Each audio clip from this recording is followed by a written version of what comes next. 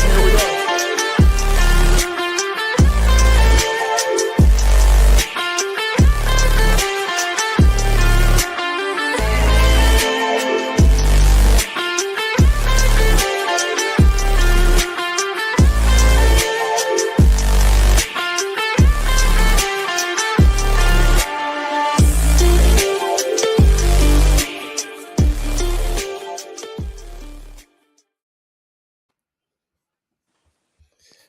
Welcome, ladies and gentlemen, to the Long Distance Playbook.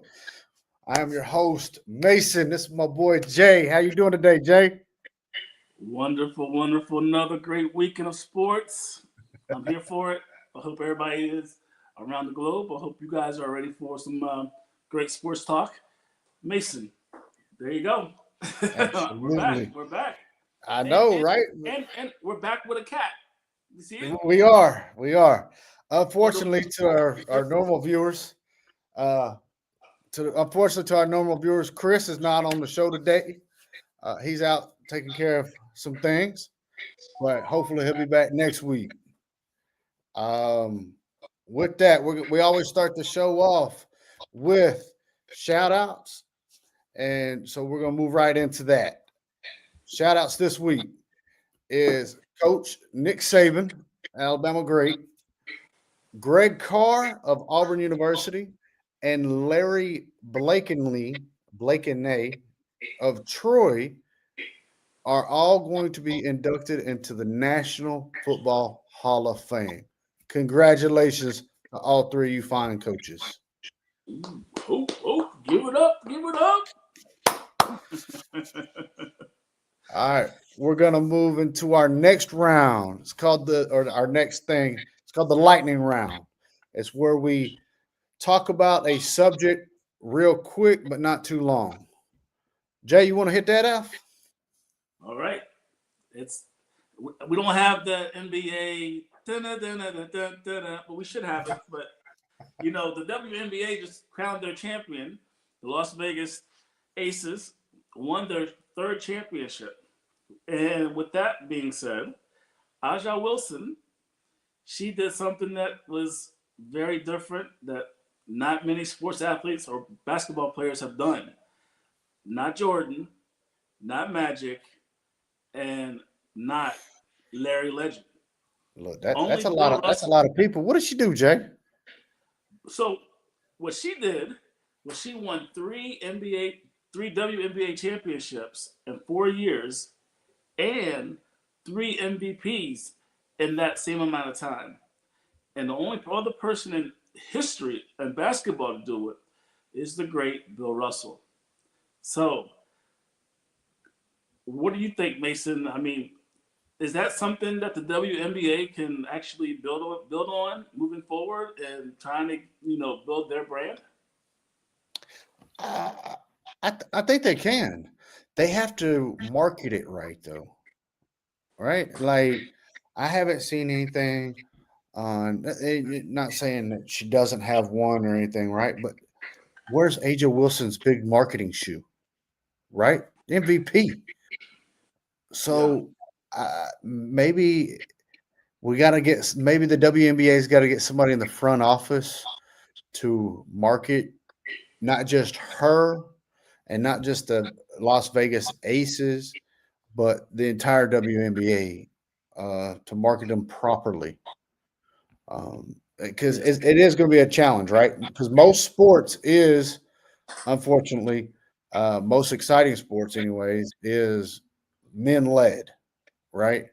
It's Yes. hard to get that women part in there, but I've watched women's sports growing up, and to me, it's exciting. I think Yeah. they play better I defense do. at the WNBA than they do the NBA. Yeah.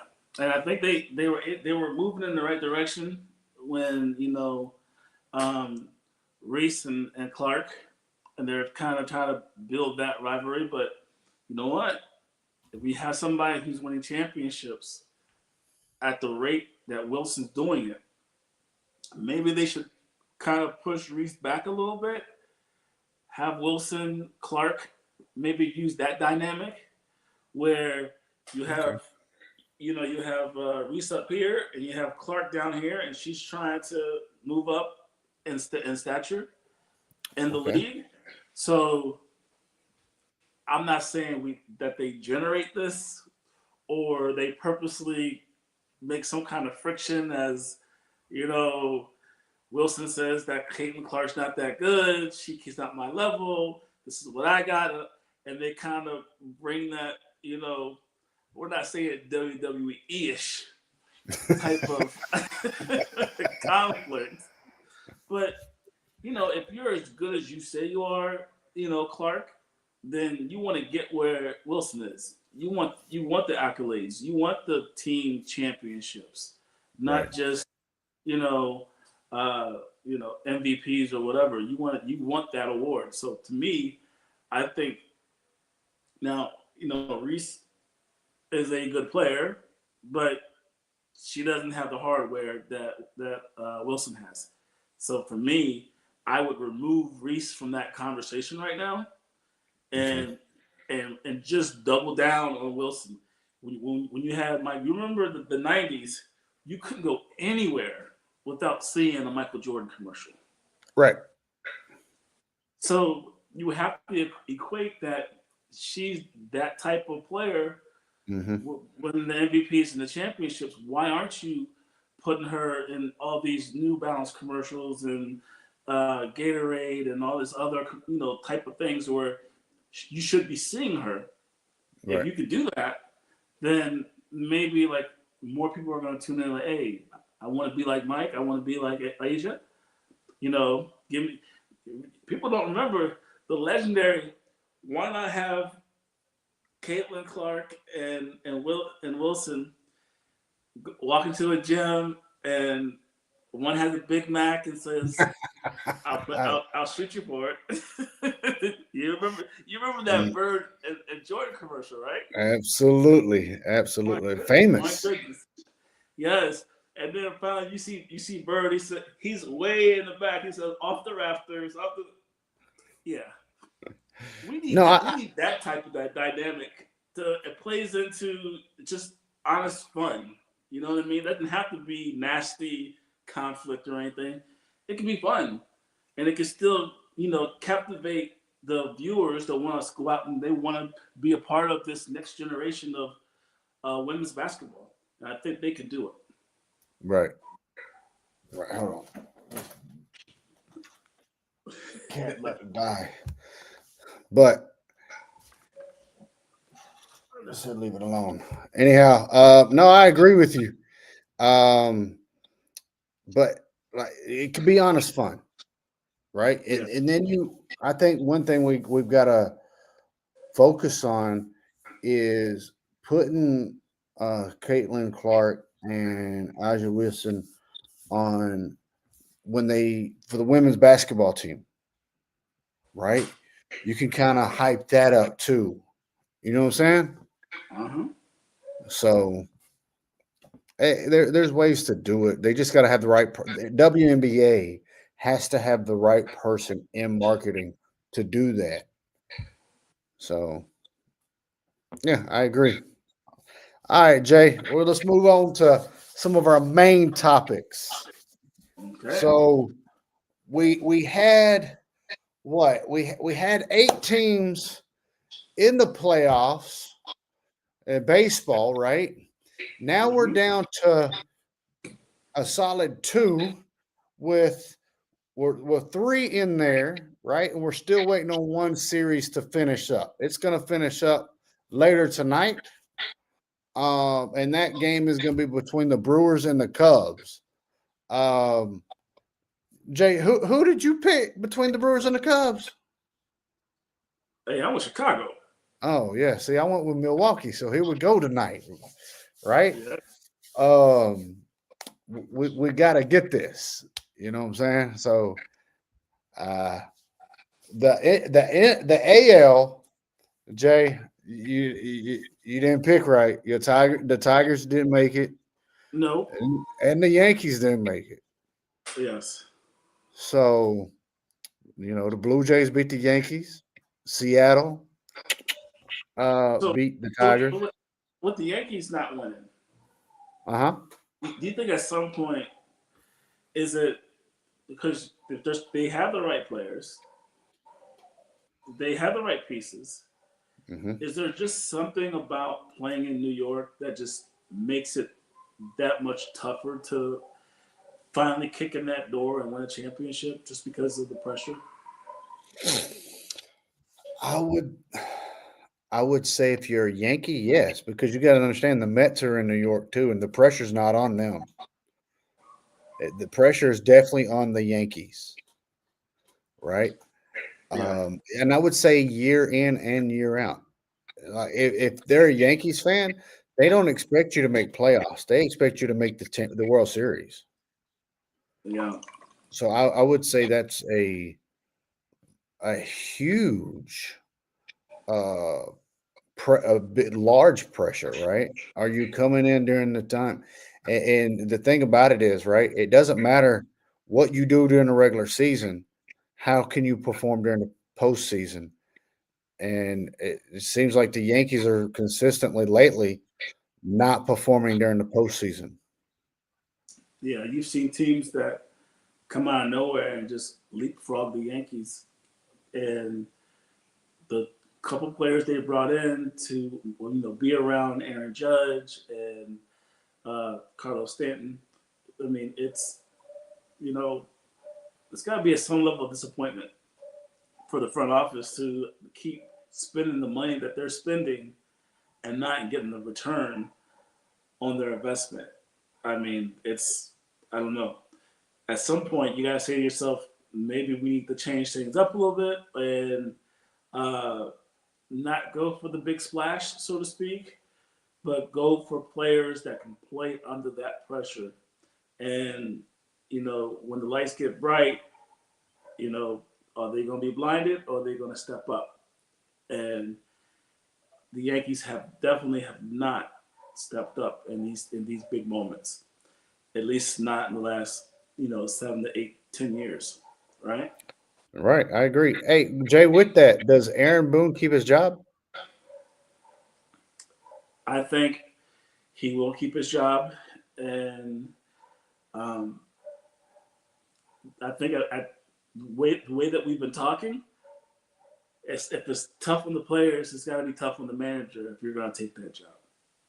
So if you go out and get a regular unheard of coach, how is that manager going to do under that scrutiny of I lost 3 games in a row and now everybody's calling for me to be kicked out as manager of the Yankees. Losing three in a row as a Yankee coach is different from being an Oakland A's manager. You know what I mean? That's just a regular old Tuesday, Wednesday, and Thursday in May if you're Oakland A's. But in New York, that means the building's on fire and we have to do something about it because we don't lose 3 games in a row. We just don't do that here. And, ever since George Steinbrenner hasn't been there, um, you haven't been hearing all those crazy things coming from the owner like it was before when George was always, you know, always after their guys, and then you know, if they weren't performing to his standard or they weren't playing how he thought they should play, then they knew that they wouldn't make it to the All Star break. He would fire you that fast if he thought that he didn't like the direction that you were going. True, true. But we got to give props to the Blue Jays. They secured that. So, Hey, like you said, hey, they lace them up like everybody else, and that's one thing when you play against a team like the Yankees, you're gonna get everybody's best shot. You know, hey mom, you gonna watch tonight? I'm playing against the Yankees, yes. so you can get everybody's best shot. So you can't have an off night if you're in a No, Yankee uniform no. because they're coming after you. Even if you have hurt players or you're not feeling well, they're not gonna care because it's the uniform Mhm. and what comes with that. It's like everybody wants to take out Superman. So, the Superman's got to be on the guard at all times. So it's crazy. Um, I would So say they're past right now. The Yankees is past, right? Can be haunting. And the reason being is because they won so many championships in the past that it is that expectation now. And it, they're not doing it, right? Because if you talk to a kid who's been watching baseball, I don't know, 10, 15 years, right? They'd be like, who's the best team in baseball? It's not going to be the Yankees. no. And matter of fact, they're not even going to tell you if you ask them, if you ask a 9 or 10 year old, who's Mm-hmm. your favorite baseball player of all time? They're not gonna, unless you're from New York. They're not going to say any Yankee. They'll be coming out of their mouth. Right. Just to be honest, um, the state of affairs in New York is very different than I know a lot of New Yorkers would like. So, yeah, All right. So let's see. Then we had the Dodgers and the Phillies, and the Dodgers secured that win. So, yeah. It's crazy, you know, when you're in the state of New York, and of course, New York had heartbreak, with the Yankees not winning.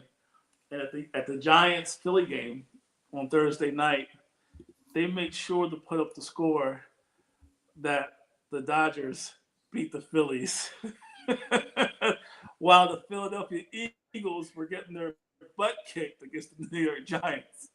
So, yeah, the rivalry runs deep, but the Dodgers did, to take out the Phillies, which New Yorkers can get some solace in, right? yeah. Yeah. Mm, So, Jay, all right. So, obviously, you're going for the Cubs, and I'm going for the Brewers tonight. yes. Um, with next round, right? We're right on the doorstep of next round starting, right? Uh huh. Between the Blue Jays, Toronto Blue Jays, and the Seattle Mariners. Who are you going to take in that series, Jay? All right. So let me just. Okay. So that game's going to be on Sunday night. Mm-hmm. Seattle at Toronto. So Toronto beat the Yankees. Was that their World Series, or they locked in? Are they locked in to go against the Seattle Mariners? Now, Toronto had won 94 games. Seattle has won. They had won 90, but none of that matters. Right. This is October. This is playoff baseball. Who's the hot team right now? I think the momentum, for me, I think it would be Toronto. What do you think? I like Toronto's. To me, Toronto's got a better pitching staff than Seattle does. I think Seattle has some good hitters. I mean, we got Jorge Polanco over there, right? Cal Riley, who I'm hoping wins the AL MVP because he's, like I said last week, he was the first catcher in the history to hit 60 home runs, right? That's unheard of as a catcher. Yeah. Um, they've got who else they got? The Jorge, Cal, Riley. There's a third player I'm missing over there in Seattle. So they got some hitters in Seattle. Uh, pitching, Kevin Gausman of Toronto is a great pitcher. Don't get me wrong, but when Kevin Gausman's not pitching, Toronto tends to struggle a little bit. Yeah. Um, You're going Toronto. I'm gonna have to go Seattle. I'd like to see Cal Riley and some offensive power make it to the World Series. That way, hopefully, it's a competitive World Series Yeah. and a thrilling one too. You know, Yep. And I think it's going to be competitive. I think it's going to be. I don't think it's going to be a landslide either way. That's what I'm thinking. yeah, yeah. All right, so the Dodgers are in for the next round, right? We got Brewers and Cubs, depending on the winner. All right. So Mhm. if the Dodgers play the Cubs, who you got? Dodgers. I Okay. think the Dodgers. The Dodgers. I think they're probably going to be the team coming out of the National League. Regardless of who wins between the Brewers and the Cubs. Regardless. I'm in agreement with you. I think the Dodgers are the team to beat. They've Yeah. got the pitching staff, they've got the coach, they've got the offensive firepower. To me, it Did I seems miss like they're anything? like to me, it seems like they're they weren't the best team all year, but yet because they have won a championship recently, and they know that this is the time where you make your bones. October ball is different from April and May and everything, and all the rest of the season. And some teams can't handle that pressure. You have newer teams coming into this thing, like your Seattle, who might have better talent than most of the teams. Right. But can that talent handle playoff baseball? And the further you get into the playoffs, that pressure starts to mount. Every pitch, every hit, and not only for the players, but for the managers. As a manager, who are you going to bring in? Are you going to stick to your rotation the way you've done it all season? Or because this is a big spot, I go to my bullpen a little bit earlier? There's been managers throughout history that have stayed to their guns and like, yo, I'm going to keep this guy in. And everybody's yelling, yo, man, you're a bum. Take this guy out. He's pitched 130 pitches, 120 pitches. What are you doing? And you keep him in too long, he gives up a bomb, and then the manager's under, he can't even make it back to his own city because he decided to keep his pitcher in too long. But then Yeah. you have managers that take their guy out too early, 5 2/3, and he's cruising, and because he's got to that pitch count, oh, he went to 85 pitches, so we got to take him out, and you're up 3-0, and he's only giving up one hit. You take him out, and you lose 5-3. Yeah. Because you have no clue what your middle pitchers are going to do in these situations.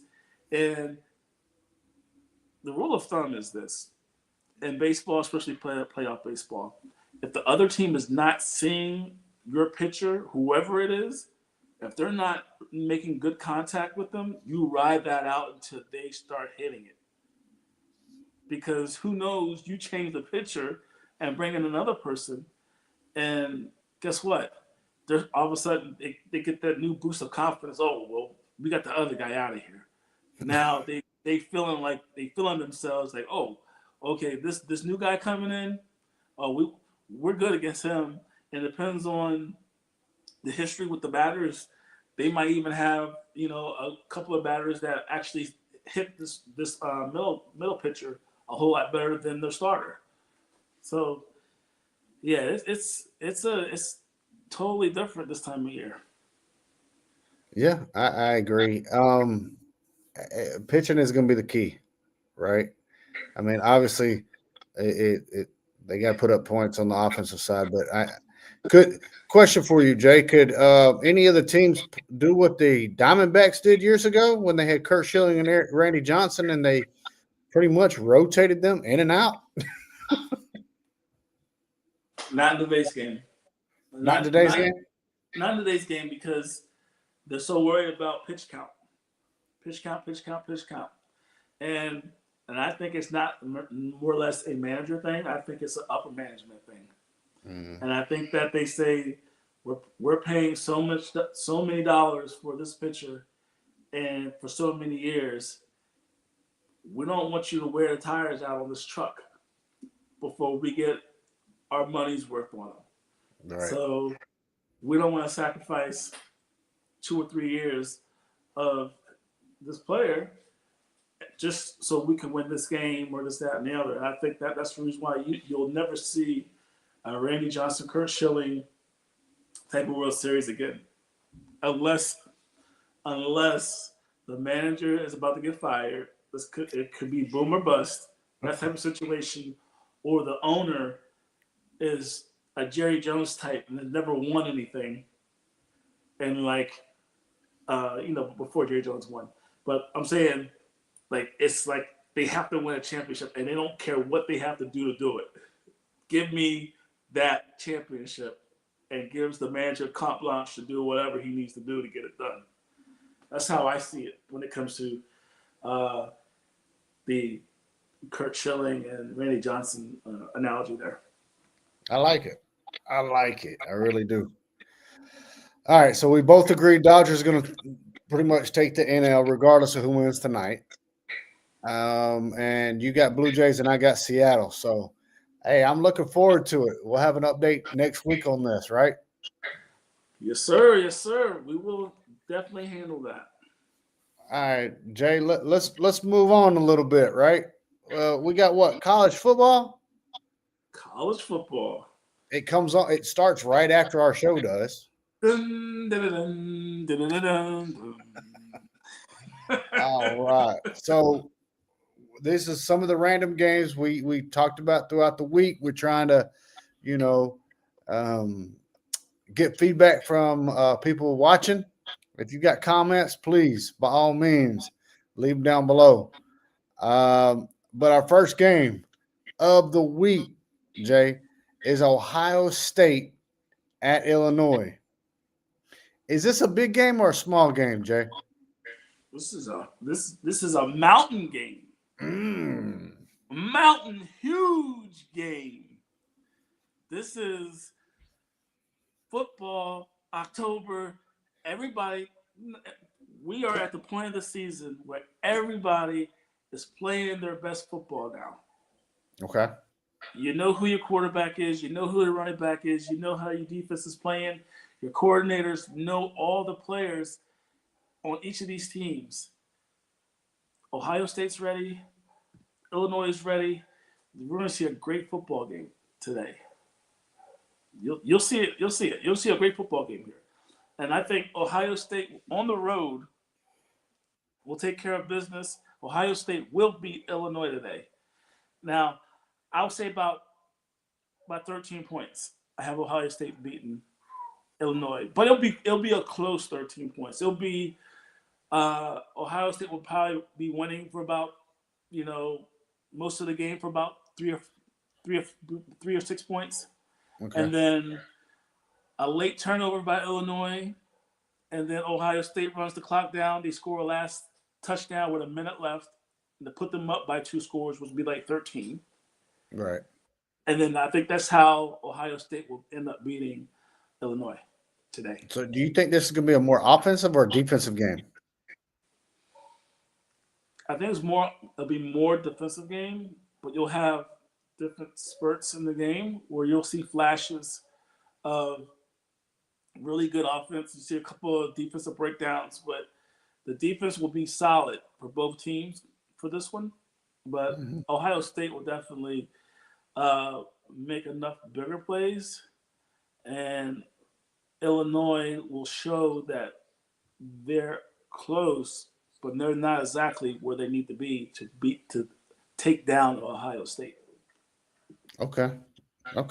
I'll tell you, I like this game for multiple reasons, right? Because Illinois, they've got that one loss underneath their belt, right? So, and they're trying to prove that they are an elite football team. Okay. How do you do that? You play the big boys. You play Ohio State. Right now, fortunately for them, they get Ohio State in their house. They're not in Ohio State because that would be totally different, right? Yes. I mean, so Illinois, but them playing, right? It's going to be a national televised game, right? This is where it's your time to shine, as if you're Illinois. So I agree. I think Illinois is they're gonna have to play a fundamentally sound game in order to stay in this game. If they play like they did a couple of games ago in the season, then I don't think it's going to be close at all. But if Illinois locks down and they play the way they've been playing the last couple of weeks, this game can be close. So, but I'm agreeing with you. I'm taking Ohio State over Illinois just because pure factor, right? Illinois, they may have a good football program, but they don't have the talent that Ohio State currently has. No, Now, not don't get me yet. wrong. This could be upset, right? There's nothing saying there's nothing taking the writing off the wall saying this can't be an upset. Because if Ohio State overlooks Illinois, then Ohio Yeah, State could be backpedaling. yeah, but I mean, you got to think. Coach Day usually has his team ready. He does.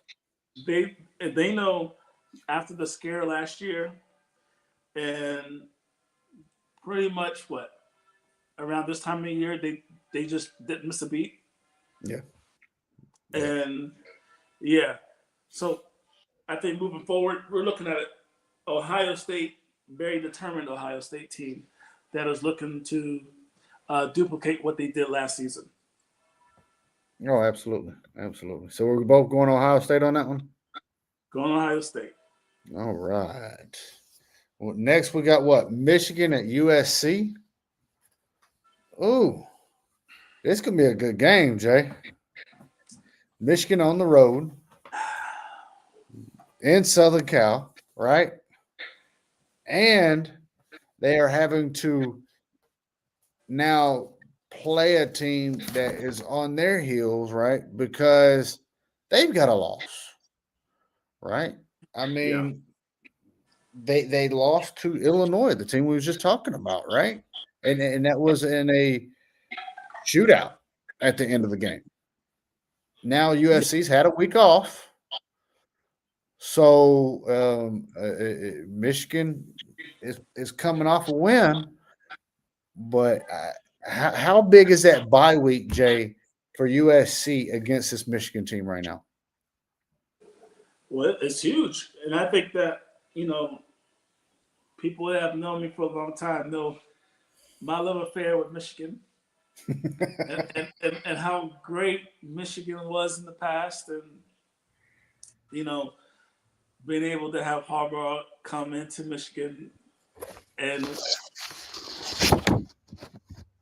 he was able to do at Michigan what I thought he was going to do at San Francisco, but they got rid of him.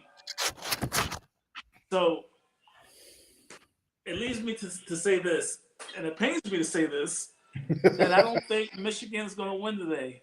And I know I shouldn't say that as a Michigan fan. Now I'm going to be hoping, I'm going to be praying that we make all the plays, we catch all the balls, and they drop all their balls. We hope that the quarterback on the other team has shirt blindness. It's a thing where you can't tell the jersey color, and you just have shirt blindness, and you just throw it to anybody. Like our old quarterback Jimmy G. Close your eyes and just throw the ball, and hopefully you just go somewhere. But I just think that there's something about Michigan USC games. They're special, and it doesn't matter what your record is when you're playing. There's something about the rivalry that is very important, that is very, very, very good and competitive. And I think USC is going to win today against Michigan. Ooh, that's bold, right? I mean, because I would say USC has the advantage of coming off the bye, but I think Michigan they've shown that they can win tough games on the road. I don't think defensively wise, I don't think USC is there. They've shown that they can put up points on the board, which is great, right? Because that's what wins games. But at Michigan, their defense can lock down and they can cause disruption with the USC offense. I just don't. It's easy to say when somebody has a bye week, right? Because generally, when you have a bye week, you're prepping for that next game, and that's 2 weeks that USC has had to prep for Michigan. Yes. But That's a lot. it is. But let me ask you a question, Jay. Uh-huh. Can you upgrade your roster in the middle of the season at college football? I would say no, but you can get a little bit healthy. Okay, you might be able to get healthy, but you can't get better talent, right? And I think No. Michigan is just more talented than USC is, and I'm taking Michigan on this one. Yeah, I mean, I would say on paper, and I think most experts would tell you that Michigan was going to win this game, but there's something about the USC Michigan game. It's just like the Michigan Notre Dame game. Right. It's a huge rival history. Yes, and going into it, I mean, this has been one of those years where it's just the team that are supposed to win all the time doesn't mean they always show up. You're I not mean, think wrong about it. about that. How many games have we had already where a player has run the ball into the end zone, but they drop it before they get to the end zone? Too many. So how And can you predict? I know they don't teach that in practice. No, and you can't predict that either. No.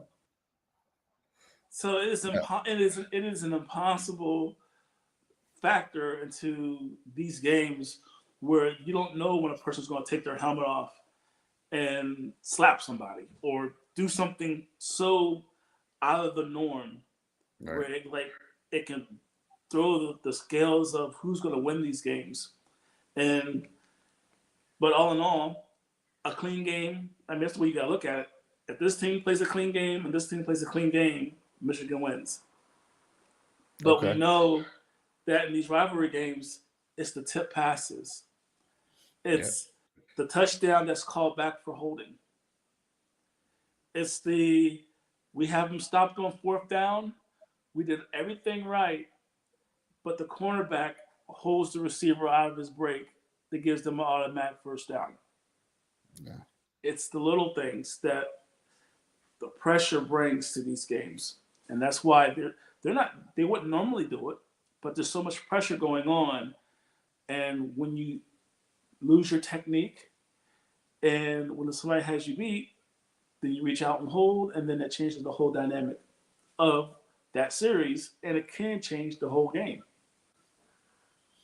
Yeah, I agree. And look, I've seen games this season where teams were beat on a play, and then next thing you know, the offensive team gets a hands to the face penalty. Defense just racked the helmet off dude's head and giving them free yardage. And you're like, dude, y'all had them stopped. Yes, Like, and then the guy will have the nerve to say, "I didn't do anything. I didn't touch him. It wasn't me." no, yeah, his helmet just miraculously lifted up, Yeah. even though he's wearing a chin strap, right? Come on. What gets me is it's almost like this. I'm blocking you, and I'm holding you, Yes. and the referee throws a flag, and I go, "Referee, I'm not holding." And then he says, "What's that in your hand?" And I'm holding your number from your jersey in my mitts, and I'm saying, I didn't hold him. He gave it to me." We swapped in early. What you talking about, right? We just jersey swap early. We just jersey swap early. What are you talking about? Oh All right. man, because it is one of those rivals. Yes. So, All right. Go ahead. Get. You want to get the next one? yeah, sure. So we've got Oregon versus Indiana. Ooh, th- Yeah. this one right here, Jay. I like this game, and I'll tell you why. This one has Big Ten championship written all over it. Yeah. Implications, at least, right? Yes, indeed. I mean, Oregon came into the Big Ten last season, and they proved that they could play with the Big Ten, right? Because I'll say a lot of people on the outside of Big Ten, right? We saw Oregon over there on the what was it, Pac-12 with Yeah. USC, and we were like, "Oh, y'all play a different style of offense, right?" Because SEC and Big Ten have been the dominant conferences, right? Yeah. Yeah. And we're like, these boys over there on the West Coast can't keep up. They might be quicker on offense, but defensively, they're not going to be able to keep up. Yeah. Oregon proved everybody wrong last season. So I like this game because Oregon is still proving everybody wrong. However, Indiana is continuously building that program. When you think Indiana, you don't think of football, you think of college basketball, right? You think of Coach Knight. But you don't think of football. No, and you never have thought of them. Like you could never tell me who's the number one quarterback of all. Like who's the number one quarterback of all time for Indiana football? Like who has the most touchdowns for them, or who has the most interceptions, or who has the most tackles for Indiana? And you would Today. probably say Isaiah Thomas. No. It's hilarious. You ask those questions, and it might be a current player. Who knows? Just because Indiana football has been irrelevant for years. No, it's Now, not. shout out to my family. My mom's side of the family is from Indiana, so. Yes, and But they probably follow basketball more than they follow college football. But yeah, wow, that's crazy. yeah. That's wild. I Um, mean, go but ahead. Indiana, they beat Iowa last week, Mm-hmm. and their signature win, convincing win, was the 63-10 crushing of the Illinois team, who a lot of people thought Illinois was going to beat Indiana. Mm-hmm. I think it was one of those guys for you, right? Yeah. Absolutely, absolutely. I went So, against my mom's state. Got it. but Oregon hasn't they haven't played anybody this year besides Penn State. Penn State was their first true test. Before Okay. that, they had Oregon State, Northwestern, Oklahoma State, and Montana State. So they just had all these state teams. I don't know. They weren't any good. And then they played Northwestern, a very good journalist school, Northwestern. I couldn't tell you who their all-time leading receiver is. Can you tell me that? I couldn't. All Who's their time leading best? receiver? Yeah, receiver Northwestern history. No, not off the top of my head. No, it's to me it's not. They're apples and oranges when it comes to these. I think Oregon State has the cachet. They have the you know you hear Oregon football and you think football they're going to be a top 10 team. You think of Indiana Hoosiers, top 10 basketball team. Right. But they're performing. They're going to go against each other. Today. I just don't think Indiana has it. I don't think Indiana has uh, enough to stay with them. Now, if they get the momentum, like for instance, they did score 60, 70, and 50 against these other smaller schools, but Iowa they only scored 20, right? Mm-hmm. So, I mean, do we just assume that Oregon is gonna um, be able to put more points on the board than 20 points? I mean that's. I think Oregon can put up more than 20, right? Because I think they're a better offensive team than Iowa is. Um, I mean, you said you they go played Penn ahead. State last. Right. No, Penn State played UCLA last week. Oregon's Okay, coming so off the bye. Sorry, their last game, Yeah, yeah, they yeah. played Penn State and they beat them Mhm. 30-24. So they were able to put up points against a very tough, we call it linebacker U at Penn State. Mhm. They they did outstanding against them. So I mean, I would I would think that they're better than Indiana at this point. Yeah, yeah. And I would say they probably have a little more talent than Indiana. And they're Uh, home. they are home, and look, I mean, so going from Indiana to Oregon, that's a couple of time differences, right? And like that would be might be some jet lag there. Who knows, right? Not saying Indiana's not a good football team, right? However, if Indiana beats Oregon, right, Yes. then this is going to boost their resume. Would it not? No doubt. No doubt. You Okay. are a you are a number 17. You're playing against a number 3 team. All right. You could actually leapfrog them and end up being the number 4 or number 3 team with an impressive road top 5 victory. Okay. So with that, right, Indiana has they have more to play for than Oregon does, right? And I'll say this why, right? Because if Oregon takes a loss, that means Indiana and Oregon both have one losses, right? Indiana will own that series, right? But then you still got Ohio State out there who's undefeated. Okay, so I think if Indiana beats Oregon, it's going to make good storylines for the Big Ten, right? And hey, we all like good storylines, right, Jay? We thrive on it. So you already said you're taking Oregon, right? Yes. Okay. Uh, let me give you a quick fact, real quick. I don't know if you know this or not. In 2004, all right, Okay. Indiana beat Oregon at Eugene 30-24.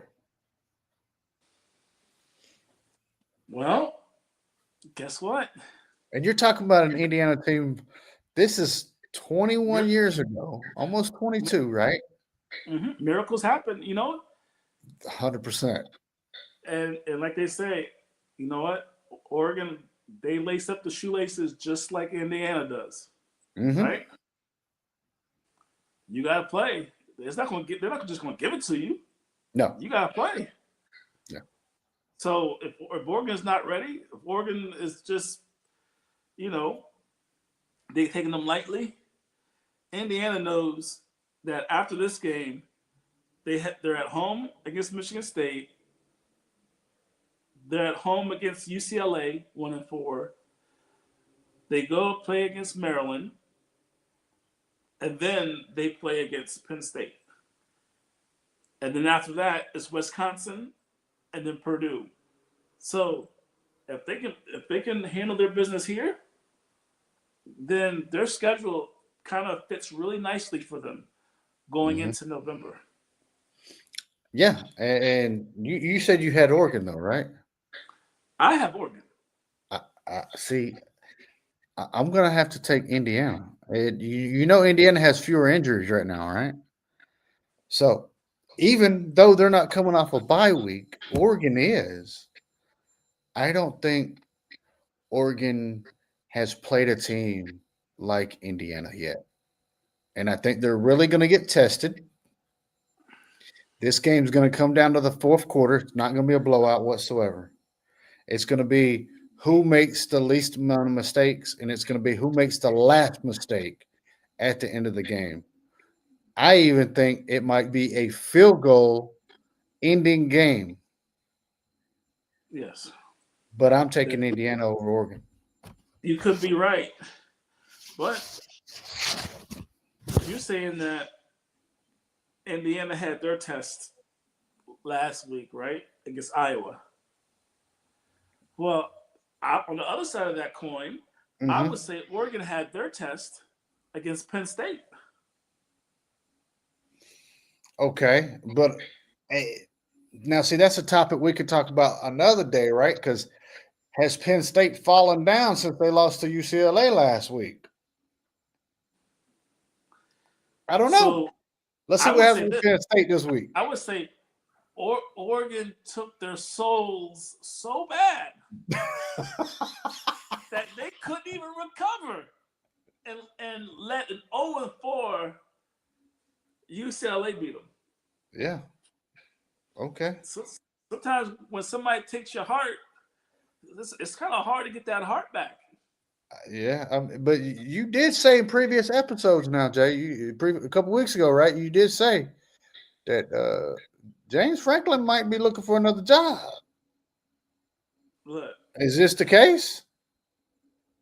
not yet, because Penn State's almost like the Pittsburgh Steelers. Oh, They go a long time before they go swapping out coaches. But so if Oregon beats Indiana, how far does Indiana drop? Being a two-loss team. it depends on how they beat them. Okay. Now, if they beat them the old-fashioned way by 25, 30 points, then they'll drop out of the top 10. Depends on what everybody else does. But I see they drop maybe around 12 or 13. But if it's 10 or less, then I can see them going from 7th to 10th or something like that.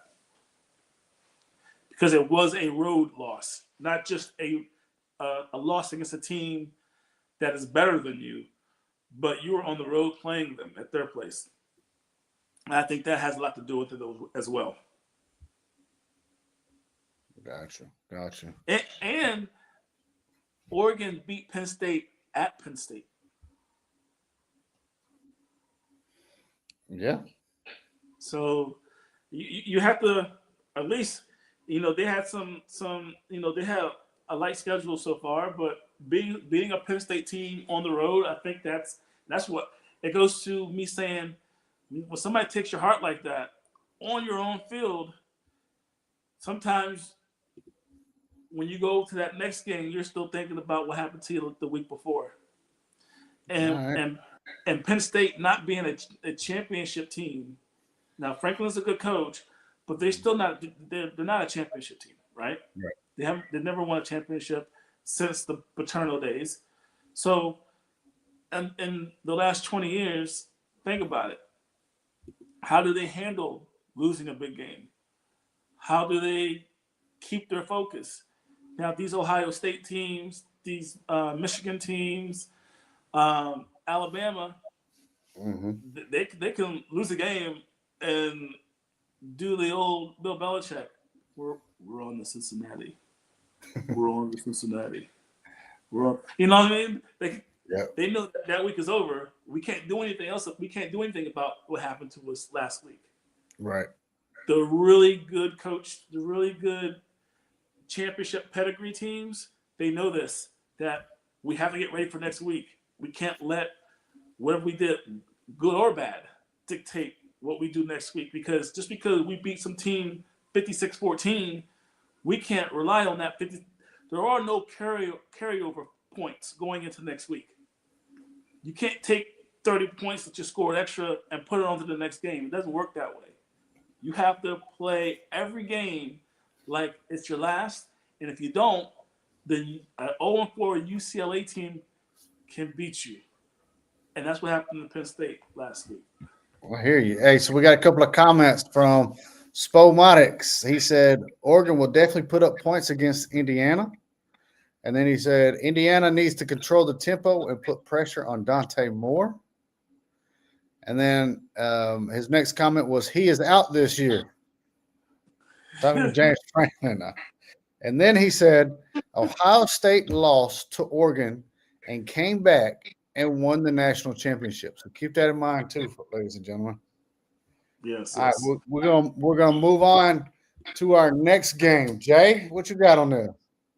Okay, next game. Uh,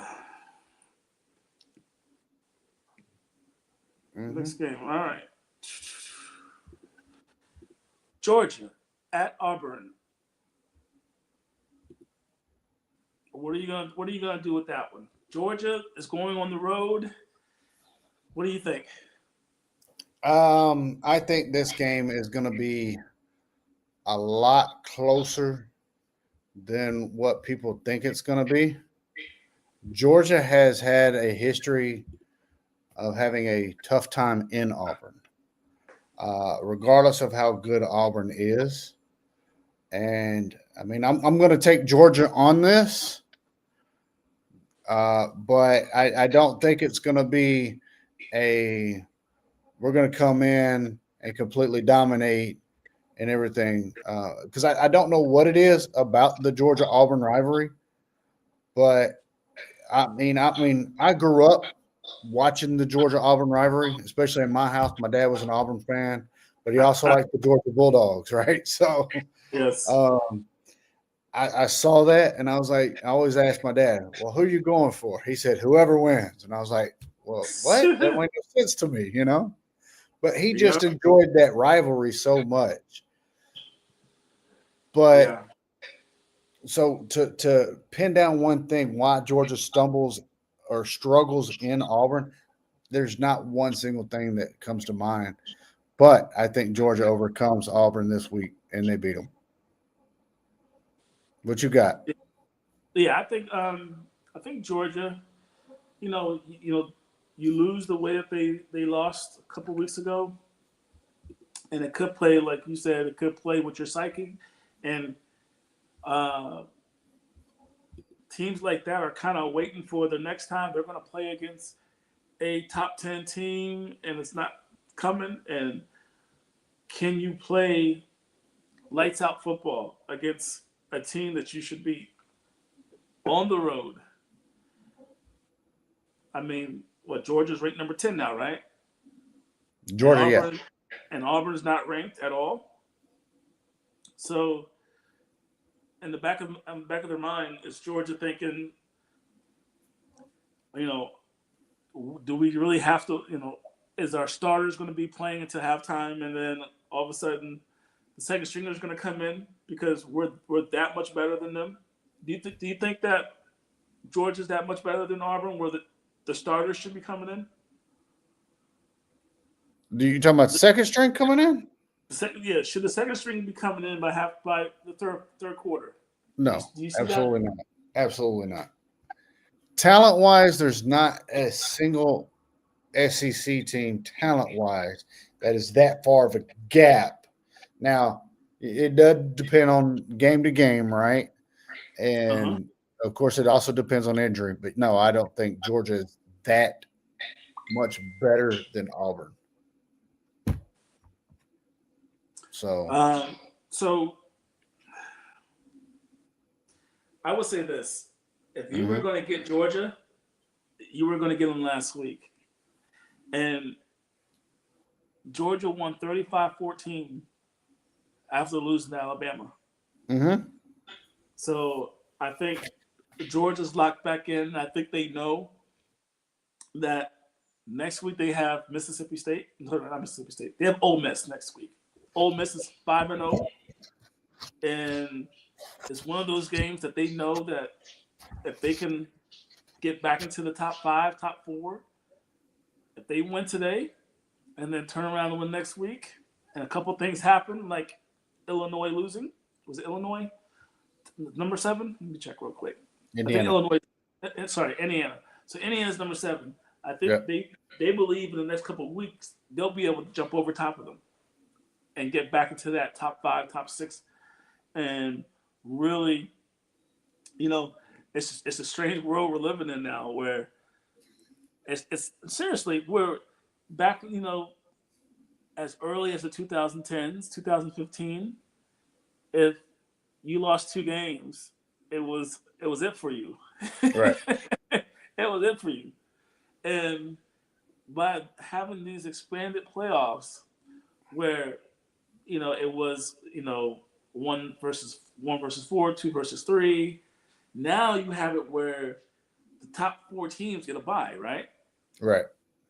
So now you have it makes it that much more exciting where I don't have to be perfect every week, but yet if I can like just crush teams that I'm supposed to crush, Yeah. and win the games I'm supposed to win, I can lose one game and still finish in the top 4. And on top of that, if you're an SEC team, you might be able to lose 2 games and Mm-hmm. still be in the top 4. All depends on when you lose them, because we've seen in the past, they don't care if you lose 2 games Right. in September and October. As long as you're handling your business towards the end of your schedule, and then if you win the SEC championship, they'll let you leapfrog over a team like Notre Dame that still is not in a conference, because they'll be sitting idle. Yeah. So there's a lot to be said about how great having these playoff picture is, and Boise State can get in, but yet you, you don't have to be perfect. And I do believe that it gives us a better picture of the best teams. You're not letting 1 week ruin a great team's chances to show what they can do in November, December, and January, because there's going to be enough sample games that you'll be able to see that they played 12, 13 games and they won 10 of them, they lost 2, whatever, and then they get into the playoffs and you have the team that's ranked number 5 or 6 or whatever, before they get to the championship game, they got to win 2 games to get to the championship. You know what I mean? Right. So for them to win a championship, they would have played 3 games against the top 10 teams, top 12 teams. They would have went through that gauntlet with enough on their resume before they even got to those games.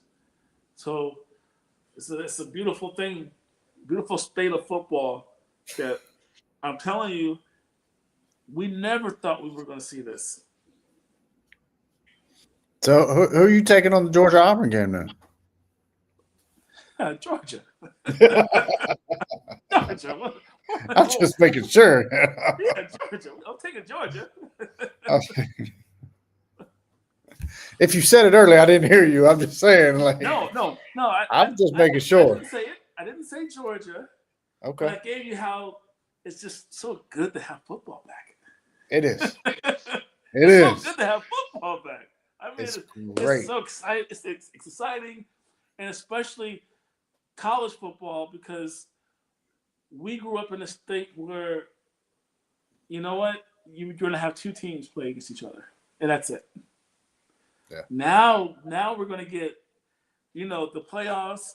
It gives you that more of an NFL feel to it when you get to when it's a true playoff, and it lets you know that, hey, it was determined on the field. The best teams made it because they earned it, not because some computer said that you two teams are the best teams, so you guys play for a championship. And the coaches aren't going to be, okay, well, these 2 teams are the best, so we'll just give them the championship, or we'll have co-champions. I mean, we used to live in a world we had co-champions, man. Yeah. What kind of is that? For real, that is one of the worst things you can have. Look, I remember exactly. The co-champions didn't even play each other. So No. yeah, You would have a team.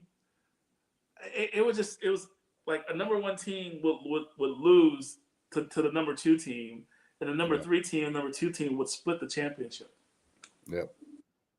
Absolutely. Uh, All right, Jay, you want to move to the next one? yes, and the Red River rivalry.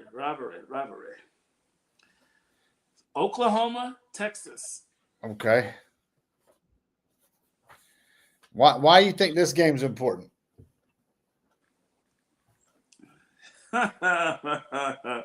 Man, so there's a portion of the country that could care less about Texas. but they hate Peyton Manning. And they hate Eli Manning. We don't want to watch your show. We don't want to watch your podcast. We don't want to watch you on Monday Night Football. We don't want to see your cheesy commercials. And we definitely don't want to see your nephew. But once they hear that his nephew has been not playing so well, been throwing it to the other team a portion of the other fans, they want to see the Mannings fail. I mean, you understand what I'm saying, right? Right. People are saying, okay, there's a reason why they didn't play him last year in the playoffs when they had a chance to play him. So they knew what they had in him, and they knew he wasn't ready. And from the football that I've seen from him, he's not ready yet either. That doesn't mean he won't get there, Right. because we put so much pressure on these players to be so great out of the gate, and sometimes it takes people longer to develop than others. Just because you have that name on the back of your jersey doesn't make you them. So, to me, I think everybody's watching, and I think a lot of the pressure is building for him. And I don't think he's playing. Maybe he could play better, but being under that microscope and having that pressure of that Manning name, maybe that's the reason why he's not playing as well as we thought that he was going to play. Because we they were feeding us like he was going to be better than Peyton Manning. Right. I mean, when he was in high, oh man, he's breaking these records, and man, he's going to be this, he's going to be that. And, well, guess what? Peyton Manning did really good in college, but he had problems in bowl games, right? Yeah. So even Peyton Manning, he wasn't fast, but he learned. He was very smart from the neck up, and he made the right choices as a quarterback to put the ball where the ball needed to be, check for the play that needed to be checked to, and for that, that's why he was that much better than Eli and Archie. It's because he was able to do things at the quarterback position that a lot of other quarterbacks weren't doing. So I did not give you a pick yet, and I'm not one of the ones that want to see Archie fail, but I think he fails this week. I think he fails this week, and I think seriously, I think once he loses this game, and if the coach decides to stick with him, I think he'll have a whole lot. I think he'll have a better season once the pressure of having to be the number one school or whatever. I think he'll be able to relax after he loses this game. Okay. And some of that pressure will be off of him, so to speak. That okay, well, being number one is off the table. Can you just run an offense? Can you control the game? Can you stay calm in the pocket? If there's nothing there, don't force it. Let your defense play. And I think Oklahoma is. Let me. I just want to double check here. Oklahoma.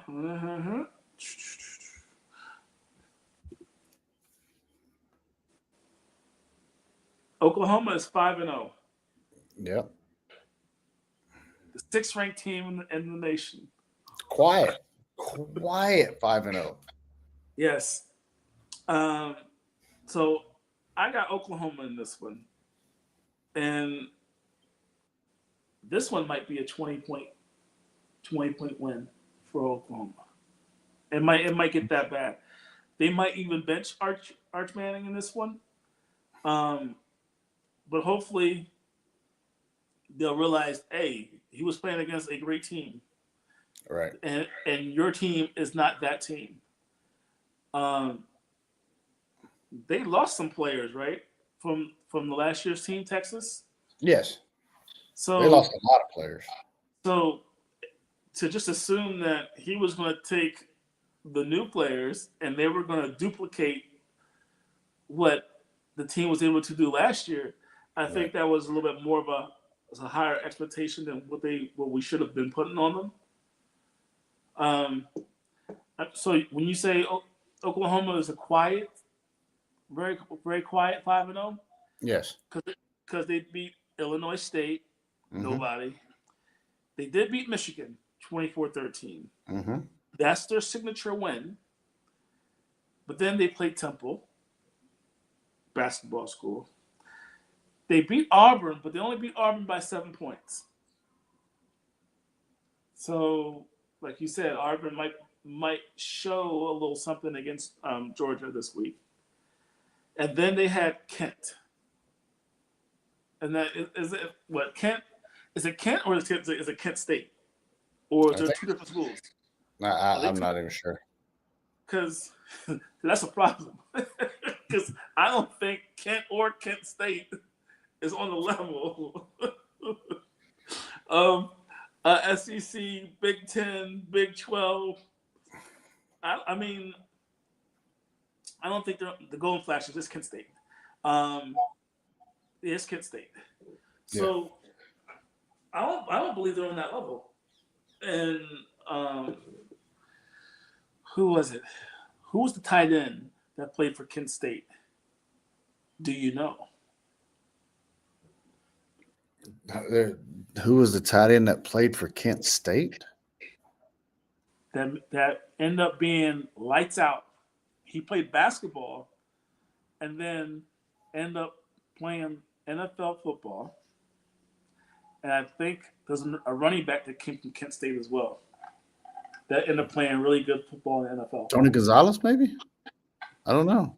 No, Tony, he didn't go there. Okay. Yeah, I didn't think so.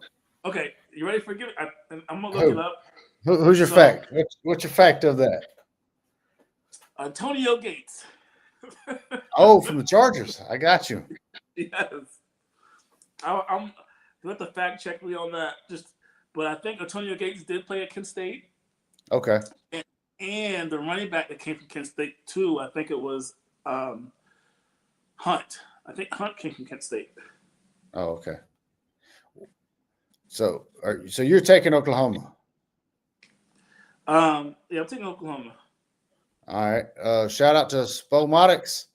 He said, "Give me Oklahoma. Manning is not ready yet." Yes. So, So, hey, I did look it up. Gates played basketball at Kent State University from his junior year onward. So, and there you he go. took that team to the Elite Eight in 2002. So, yeah, it's pretty interesting that it was like they were one double A school, Kent State. So yeah, you have a one double A school playing against the big boys, and yeah, and then Kareem Hunt. Oh, okay. Kareem Hunt, Yeah, he played for college. the Chiefs. Yeah, played for the Chiefs, and now he was on the Browns, and it was also on Yep. what's his name? He's on the Chiefs now. Yeah, he's on the Chiefs. Yeah. No, All right. so he was on the Chiefs first, Cleveland, then came back to the Chiefs, right? Yes. Wow, Yeah. that's crazy. All right, so I was wrong about Kareem Hunt. He did not go to Kent State. He went to Toledo. Oh, okay. He was with the Toledo Rockets. Got it. So, All right. Well, I think Oklahoma's going to win this. I'd like to see more production out of Manning. Archie. That Oklahoma game, right? Even though Oklahoma beat Auburn by 7, there was controversy in that game. Understand that. So, and it's not my job to say who was right or who was wrong, right? Yes. At the end of the day, we have to listen to the refs, whether you like it or not, right? Listen But to the flag on the play. I Flag. mean, if not, they're gonna throw you out, right? Mhm. And then what game are you playing? You ain't playing nothing. You may be playing Madden in the locker room, you know. Hey, did you? But Because I'm not sure if you can see the Giants are playing the Eagles back here on my over my oh shoulder. yeah, Did you see Jackson Dart I and did. the Scatterboo touchdown? Or the referee called it a short of the goal and had his hand up like this, and Jackson Dart comes around and gives him a high five. And sometimes you gotta listen to the refs. Sometimes you just give them a high five. So it's crazy. You don't want to disagree with them, so why not bring them into your celebration? So maybe next time you get a little, you play nice with the refs. They play nice with you. They give you the benefit of the doubt sometimes. Right.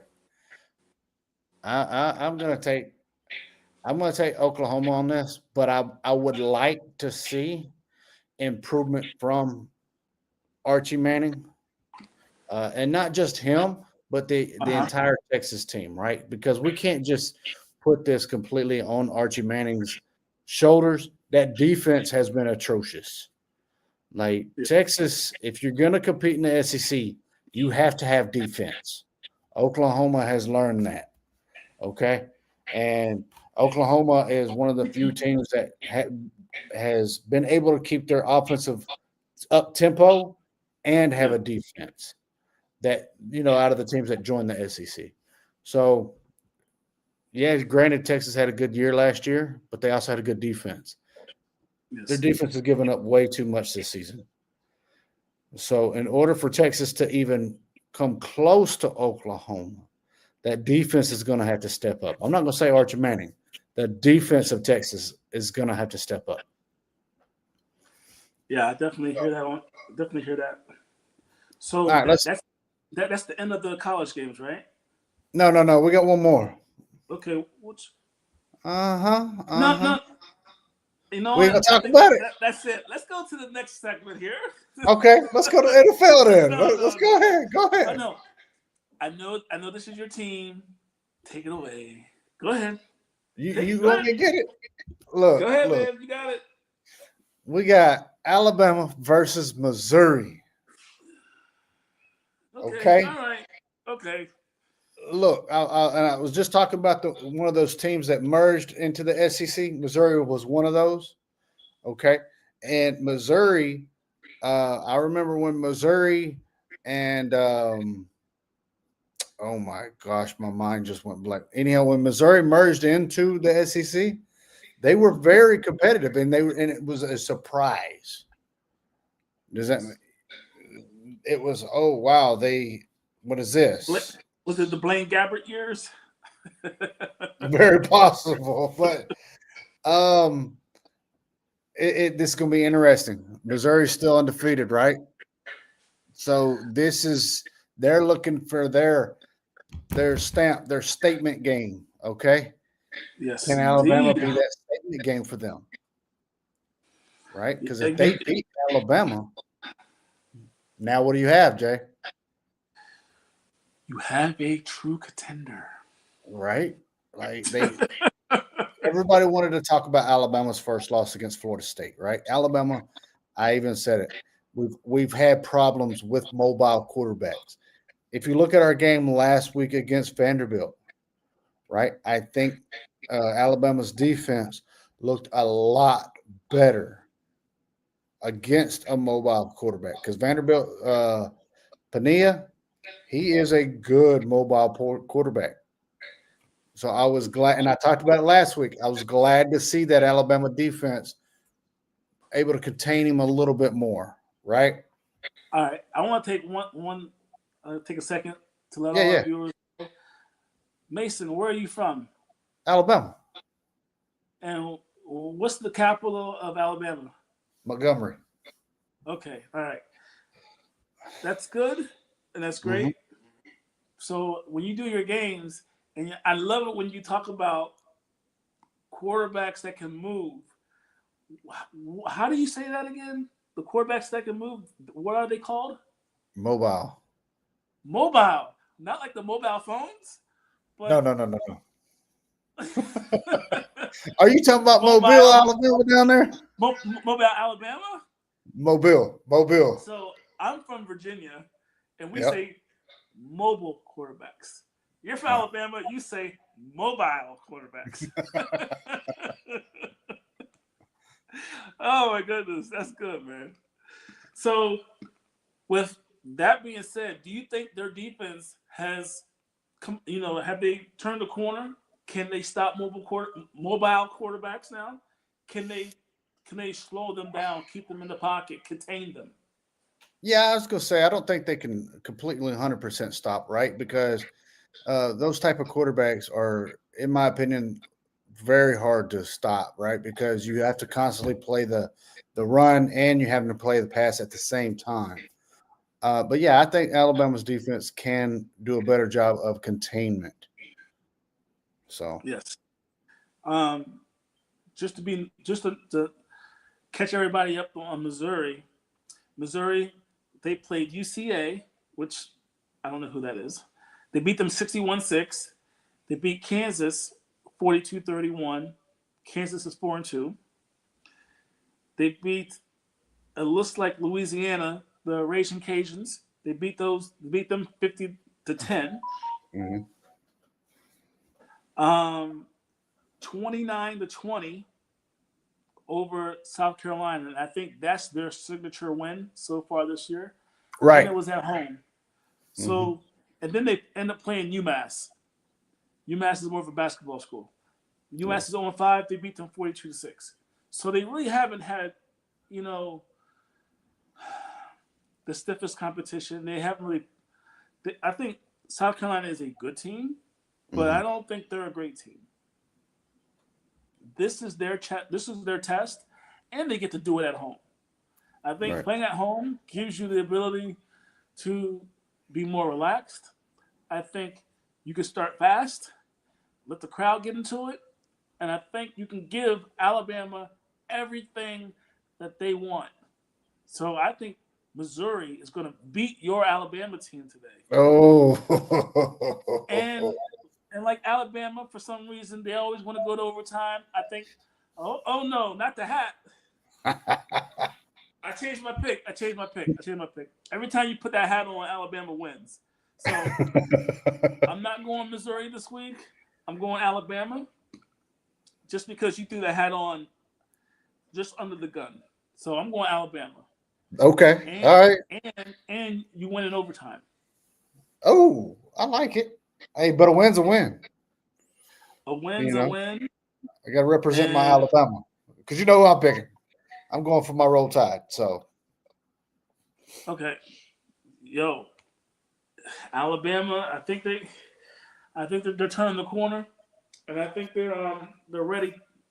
I think they're ready. Oh yeah. All right. So what we got? What we got? Let's move on to the next level. But so everybody knows I got Ohio State over Illinois. Right. Alabama over Missouri. Yep. I got Oklahoma beating Texas. Yep. I got Oregon beating Indiana. Mm-hmm. Georgia beating Auburn. Yep. And I got USC with the upset at home against Michigan. All right, just so everybody's tracking, I've got Ohio State. I've got Alabama. I'm still taking Georgia. I'm going also with Oklahoma.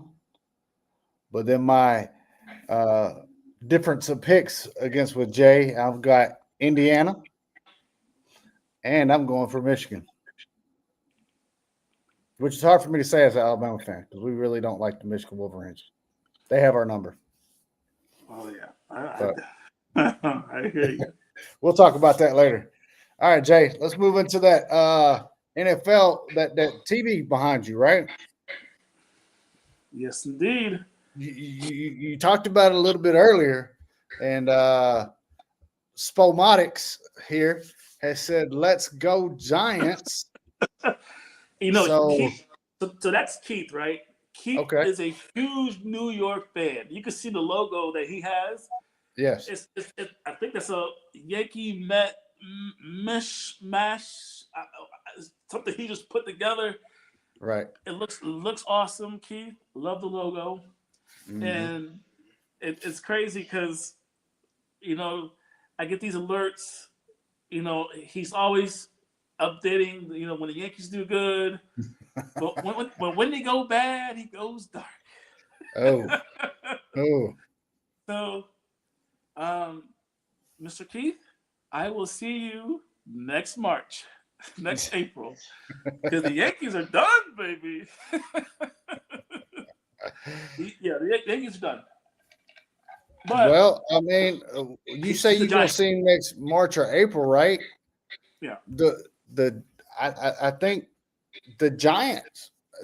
I think they found something by putting Jackson Dart in there, and they got Scatbo. I mean, did the Giants find something, or is Philly just struggling that bad right now? Because this is 2 losses in a row now for Philly.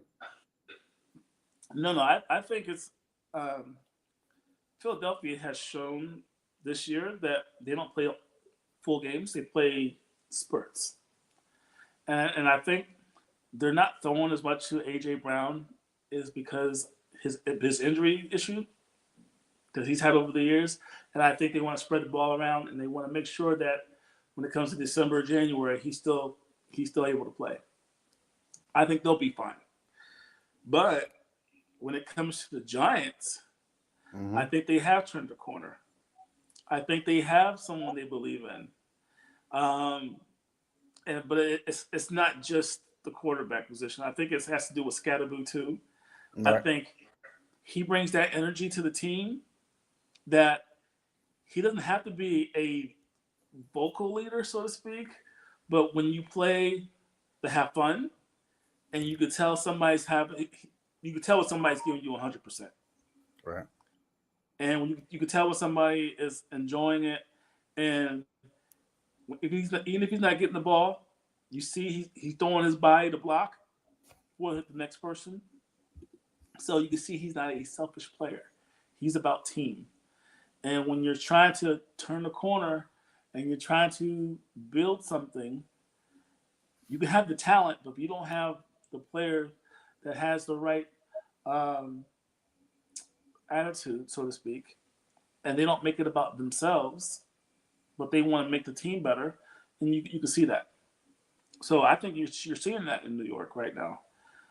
Um, the Saints game, you saw 5 turnovers, and you're gonna see certain games where the quarterback is going to throw the ball away. He's going to fumble. He's going to make mistakes. That's part of being a rookie quarterback. And so they might not make the playoffs this season, but you're going to see games like this, especially at home, where he has all the confidence in the world. But when they go on the road, and I said it last week, going to New Orleans, some of these stadiums, especially the enclosed stadiums, Right. very tough to play in as a rookie, especially as a quarterback, because they're not going to tell you this, but they're pumping in crowd noise. So they're making it louder, and they want to make it as uncomfortable as possible for that opposing team's quarterback to come in. Right. And you know, it's just a different stage. So what happened in the Saints game? Your 2 rookies that led you against the Eagles, they had 5 turnovers between those 2 of them, and one got taken back for a touchdown, the one that Scatterboo fumbled. Yep. So and they still only lost by like 8 or 9 points. So the talent's there, the defense is getting better, their pass rush is coming alive. You're seeing great things coming out of the Giants, but can New York fans be patient? We know that they're not patient people when it comes to their sports teams. But what do you think, Mason? I like exactly what you said. I don't think it's time to hit the panic button just yet in Philly. I know some Philly fans might think so, but they need to calm down. It's okay. Um, And I also agree with the Giants. I think they're a young team. I don't think they're going to be necessarily playoff because their division. People got to understand, right? Their division is now going to be one of the toughest divisions. If all the because you got Philly, you have Washington, you have the Giants, and you have the Cowboys, right? That is looking to be a very, very, very tough division to win, right?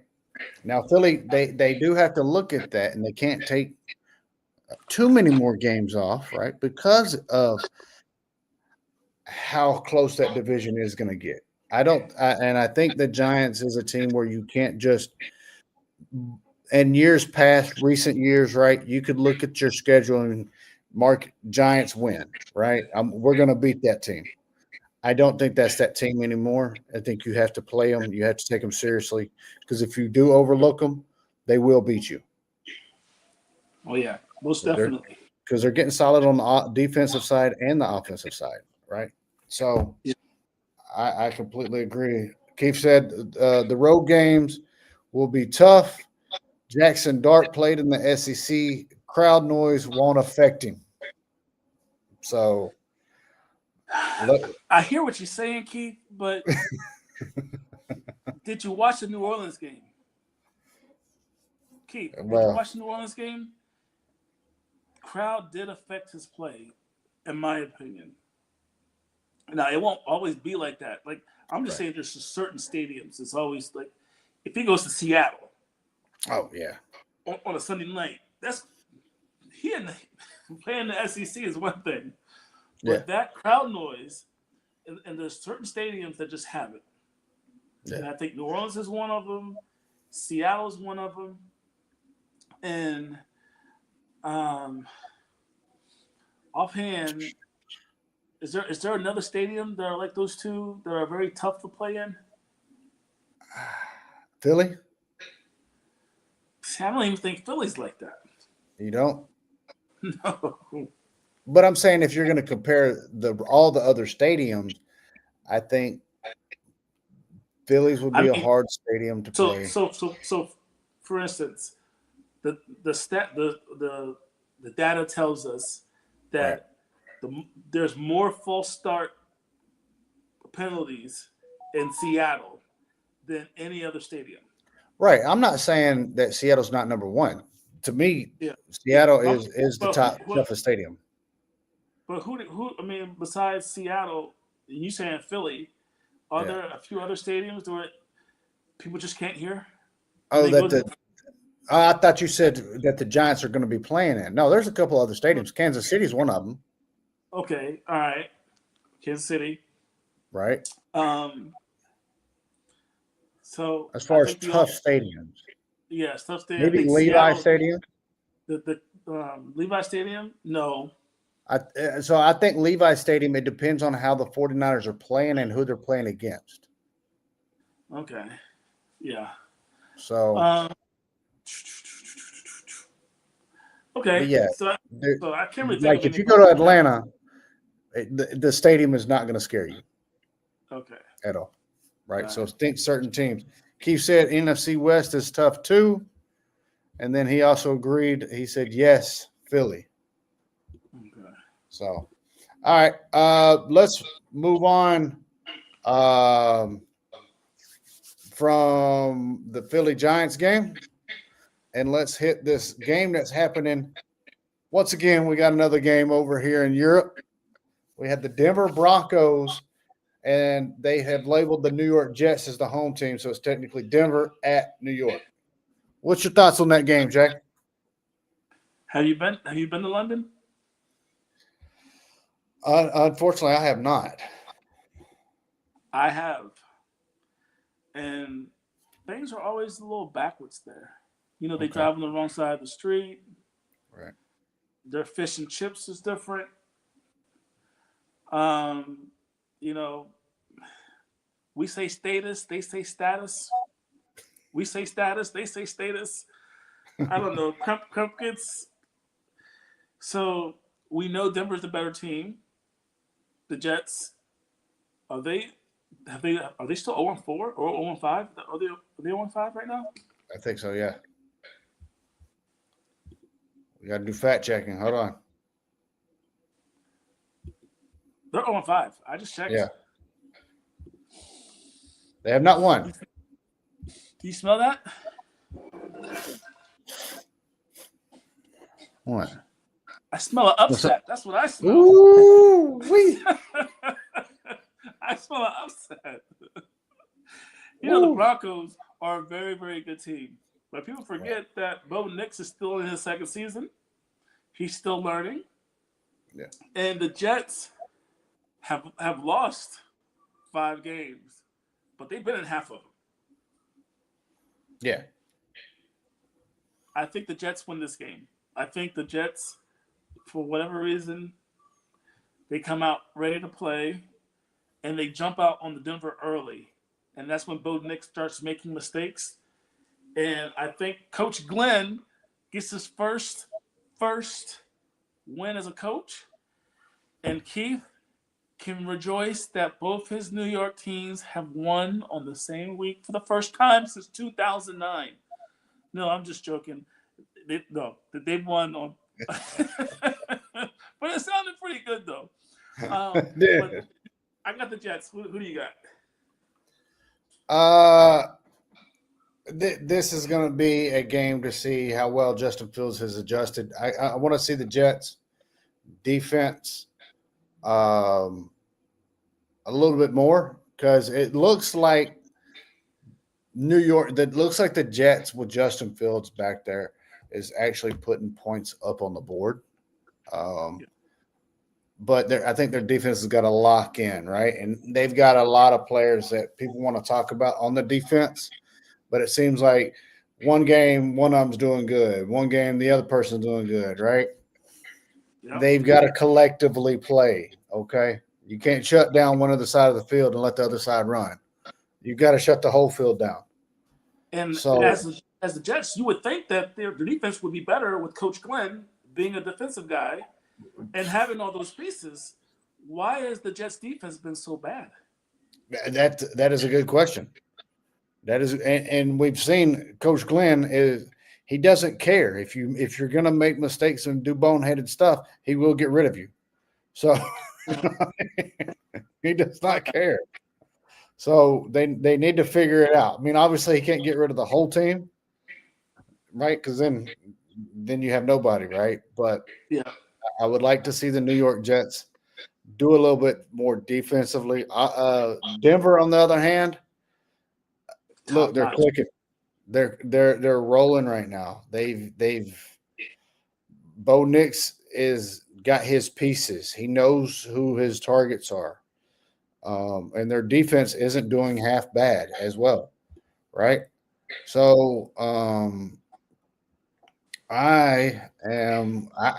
me on my personal gut, I got to go with Denver.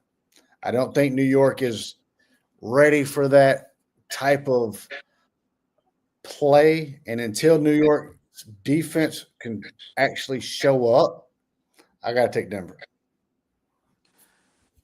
Yeah, I definitely hear you on that. So we do have a couple of comments. We got Spomotics, the only team to not win, which is the Jets. And he said, whoa, I just put it up. He said, whoa, I'm not a Jets fan. So I don't think he was saying you was a Jets fan, Keith. Well, we know he represents New York, so he like, man, they play in Jersey. But the Giants do too. They play in the same stadium, so yes, they do. They share. nothing special about that. They call it they were calling it the Stadium of Misery. That's what they were calling it because the teams have been so bad. I think they had like the worst teams in the last 5 years. Is like Probably. the Jets and the Giants are like 1 and 2, or like 1 and 3, or something like that. So that's pretty bad. All right.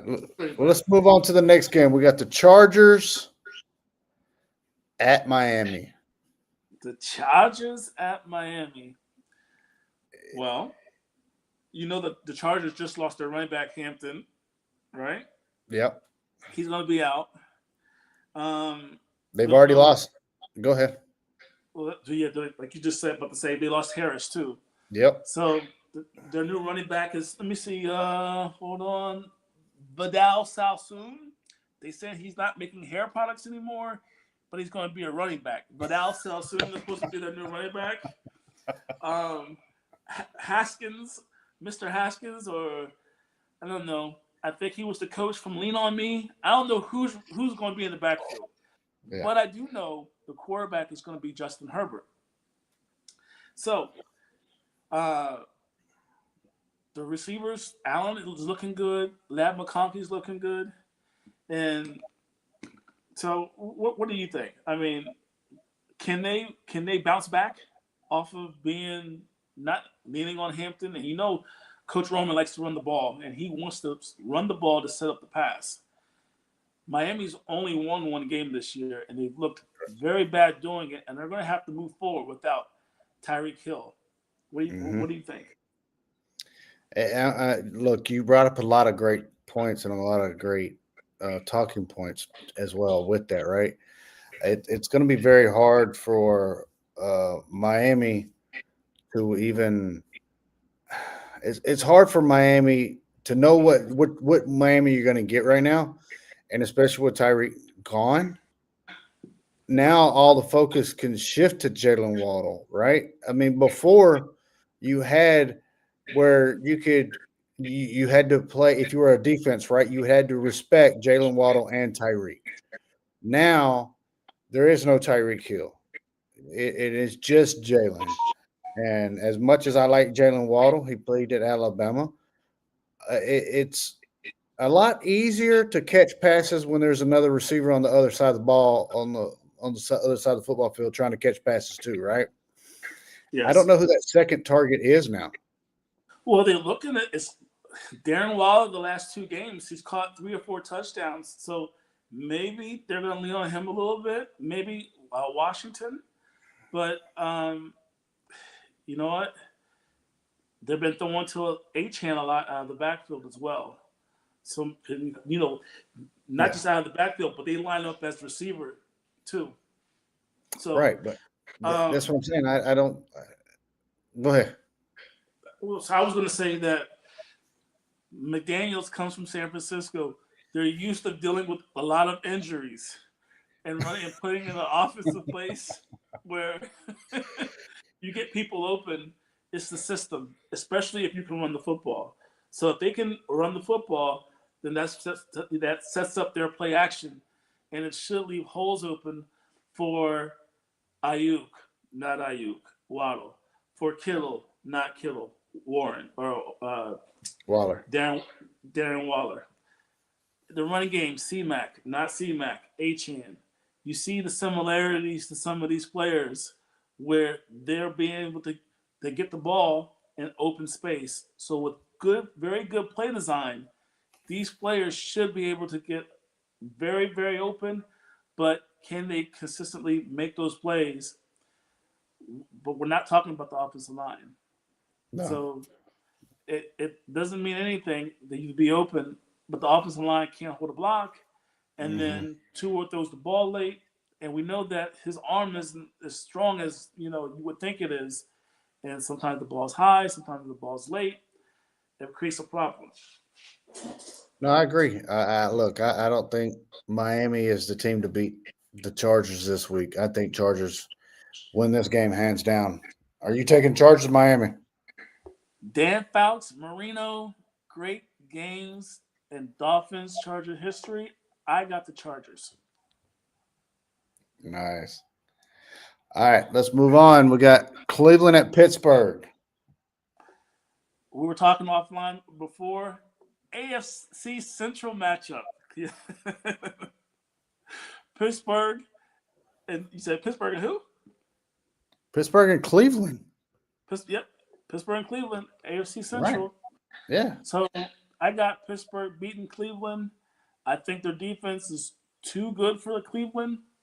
I think you got Gabriel quarterbacking, and Pittsburgh's defense is going to make a rookie quarterback look like a rookie. So Okay. TJ Watt might have a good game. If Hayward's playing, then yeah, I got Pittsburgh winning this game. Okay. Look, this game's got topics all over it, right?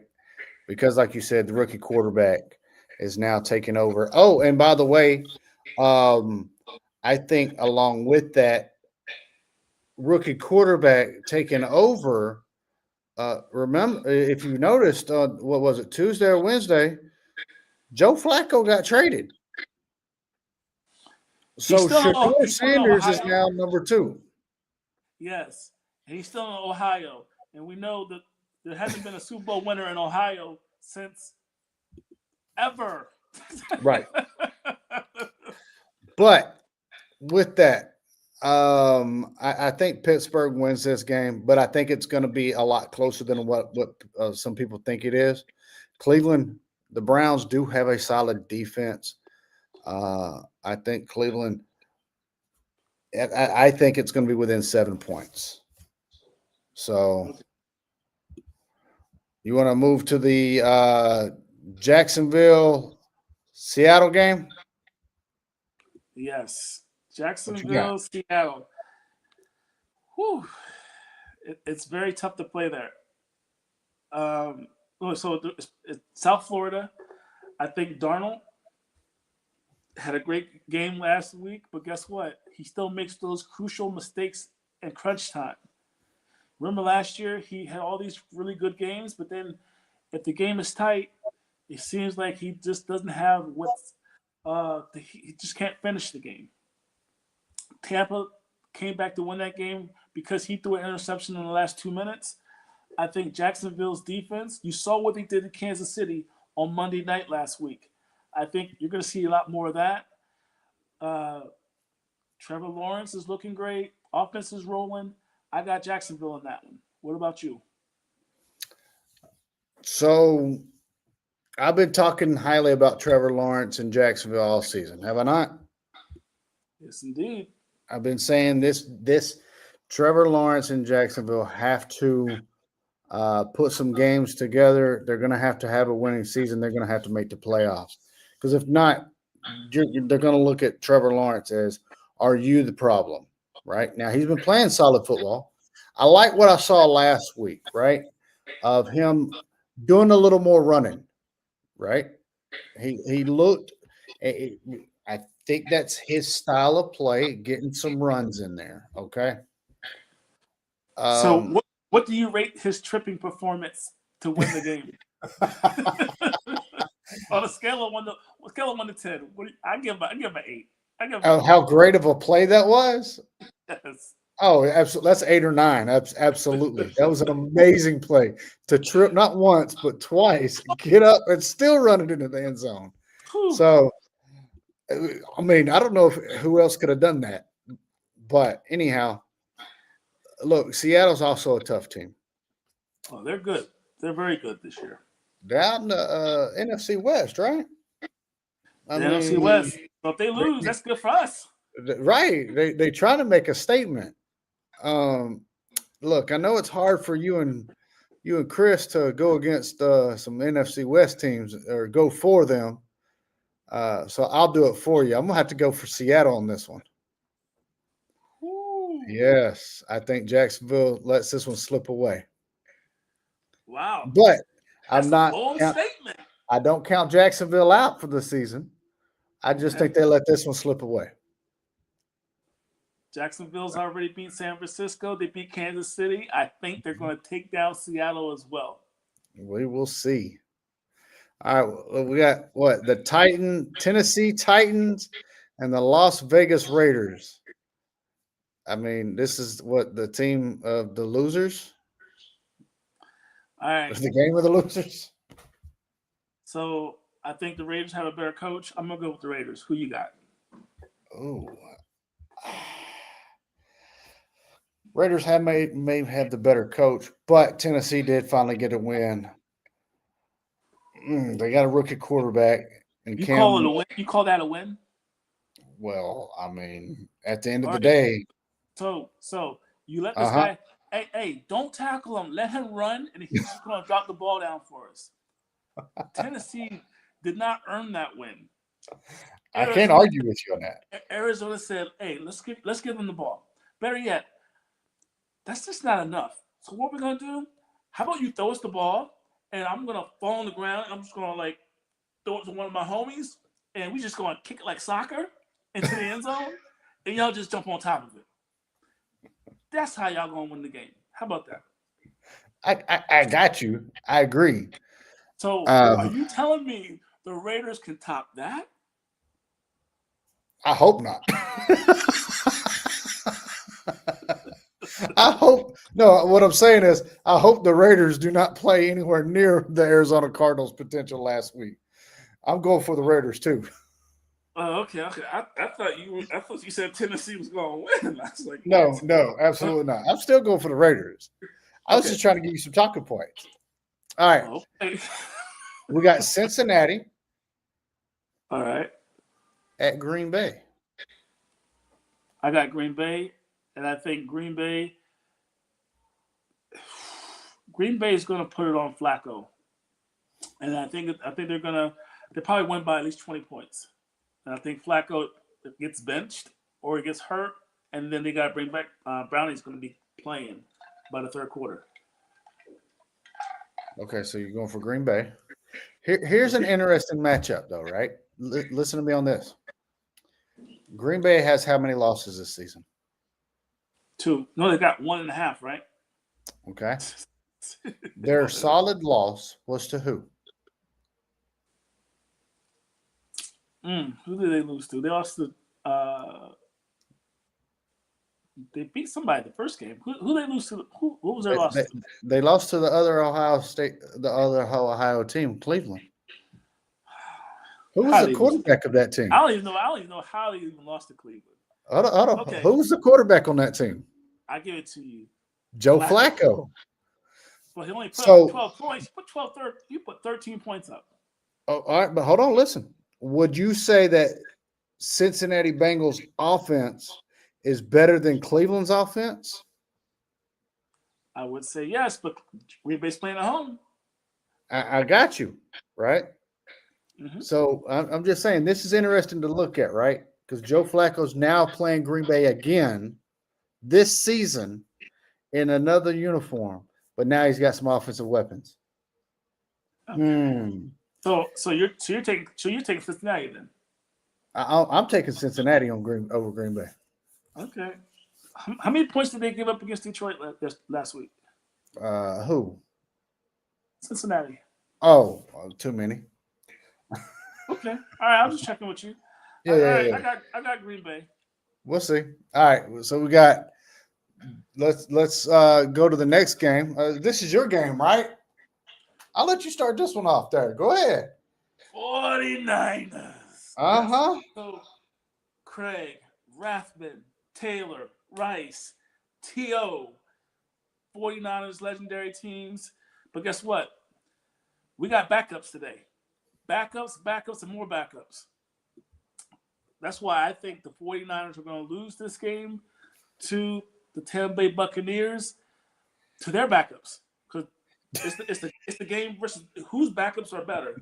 And usually in preseason, the team that is usually better is the team. So when you play in preseason, usually the team that is better, the second teamers are always better on the worst team for some reason.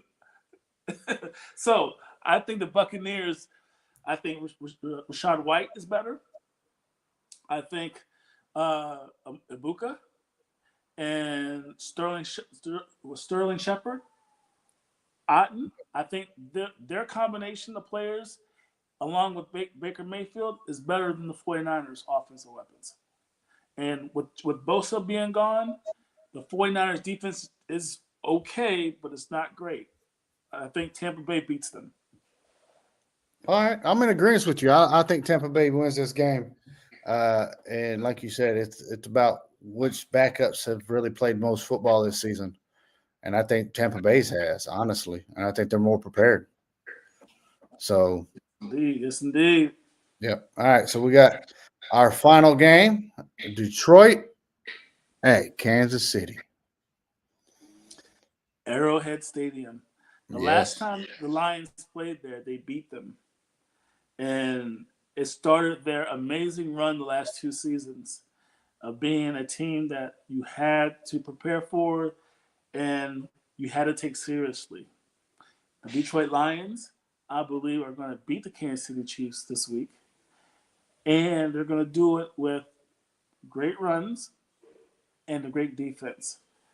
Um, we've seen Patrick Mahomes do great things, and we've seen him do not so great things. We've seen Patrick Mahomes throw for a lot of yards, but then in the last few weeks, throw uncharacteristic interceptions and doing a little bit too much. I think he's going to do the same thing. I think he's going to make one or two plays that's going to cost the Chiefs in this game. Hutchinson and that defense of Detroit, they're gonna make enough plays where Kansas City has 3 turnovers, and 2 of them will be costly turnovers. What do you think, Mason? Look, hands down, I think Detroit wins this game. I got it. Everybody's hype on Kansas City.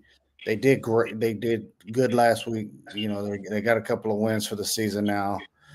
People are like, "Oh, don't worry, we're not hitting the buzzer yet on Kansas City." No, Kansas City is the team where you should be hitting the buzzer on. Okay, They because their lost. They division, lost Jacksonville last week. right? But I'm saying they lost Jacksonville last week, right? But then Good team. they Good won a team. couple of games before that. What I'm saying is, Kansas City is the team where you got to hit the buzzer on, because if you don't, their divisions are going to take off and leave them, because everybody else in the Chargers, LA's not playing bad football, right? Denver's And, good too. right, and Denver's playing solid too, right? And LA can prove, or the Vegas has proved that they can put up points, right, against a weaker defense, and I think the Chiefs are a weaker defense. Yeah. I don't think this can be a close game at all. I think it's going to be a blowout, 100%. You think I'm Detroit's taking gonna blow them out? Yeah, Detroit's going to blow them out, 100%. I don't think they're gonna blow them out, but I do believe that Detroit is above and beyond better than them. And just like when we're talking about the Yankees and some of these other teams, when you play against Kansas City, you're gonna get the other team's best shot. Yeah. They're gonna come, even though they didn't want to. They don't care. They're playing Patrick Mahomes and the Kansas City Chiefs. These Lions will be focused because you want to see where you are as a team, and Kansas City is that team that everybody looks at. Okay, we did this against them, so we beat them. So we feel we are ready to take the next step.